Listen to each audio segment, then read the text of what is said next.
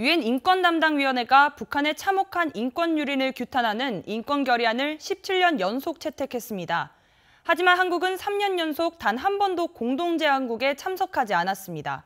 문재인 정부가 북한을 자극할 만한 일을 피하고자 대북 인권 논의조차 기피하고 있다는 지적이 나오고 있습니다.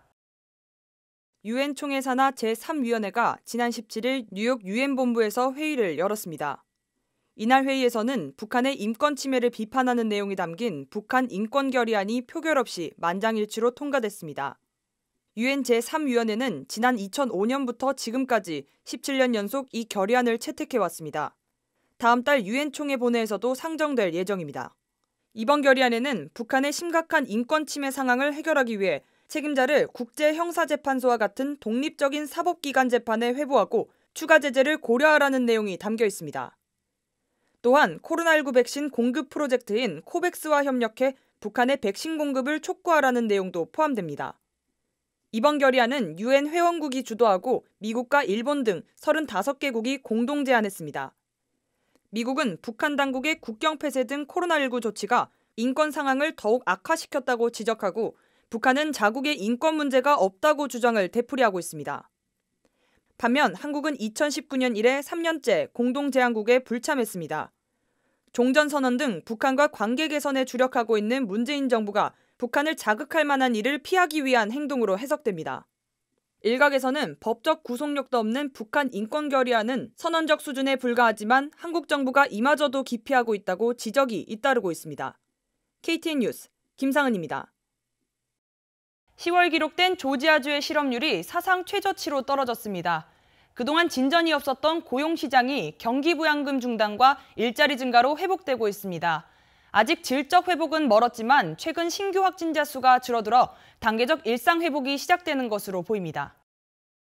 조지아 노동부가 발표한 10월 조지아주 실업률은 전월과 비교해 0.2% 감소한 3.1%입니다. 이는 2001년 6월 이후 최저 수준입니다. 브라이언 캠프 지사는 조지아주가 강력한 경제 회복으로 고용시장에서 사상 최저 실업률을 20년 만에 이루었다며 전국의 다른 주보다 월등히 뛰어난 모습이라고 기뻐했습니다. 그러면서 앞으로도 비즈니스 환경과 인력 개발에 투자하고 세계적인 글로벌 기업을 조지아주로 이전하도록 노력하겠다고 덧붙였습니다. 실제로 상장과 동시에 연일 주가가 급등하고 있는 전기차 스타트업 리비안의 제2공장 부지가 조지아주에 유치될 가능성이 제기되고 있습니다. 조지아주에서는 이미 기아자동차와 SK이노베이션 등 전기차 사업 확장을 위한 글로벌 기업 공장이 다수 들어섰습니다. 캠프 주지사는 대규모 전기차 제조 기업을 이전해 주정부에 수천 개의 제조 일자리 창출을 위해 애쓰고 있다고 말했습니다. 조지아주에서는 지난 한 달간 약 2만 1,000개의 일자리가 증가했으며 이는 전년 대비 4.5% 증가했습니다. KTN 뉴스 김상은입니다.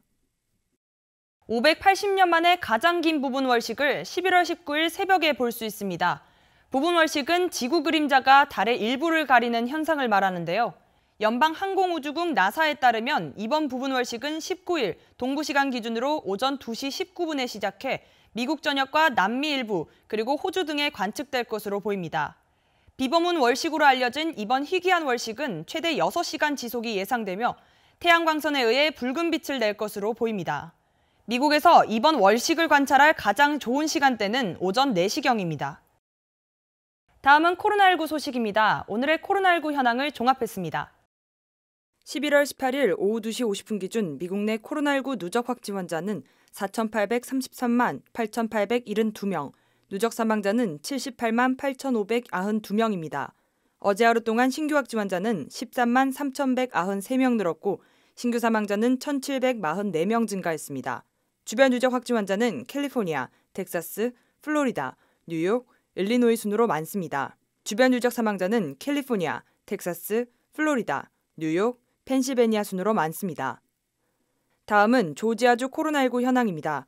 오후 2시 50분 집계에 따르면 조지아주의 누적 확진 환자는 127만 6,919명, 누적 사망자는 25,511명으로 집계됐습니다. 신규 확진 환자는 899명 증가했고 신규 사망자는 42명 늘었습니다. 다음은 카운티별 집계입니다. 귀넷 카운티 누적 확진 환자 11만 3,414명, 누적 사망자는 1,409명입니다. 수요일 대비 신규 확진 환자는 121명 늘었고 신규 사망자는 1명 늘었습니다. 풀턴 카운티 누적 확진 환자 11만 2,698명, 누적 사망자는 1,671명입니다. 신규 확진 환자는 104명 늘었고 신규 사망자는 2명 늘었습니다. 이상 오늘의 코로나19 현황이었습니다.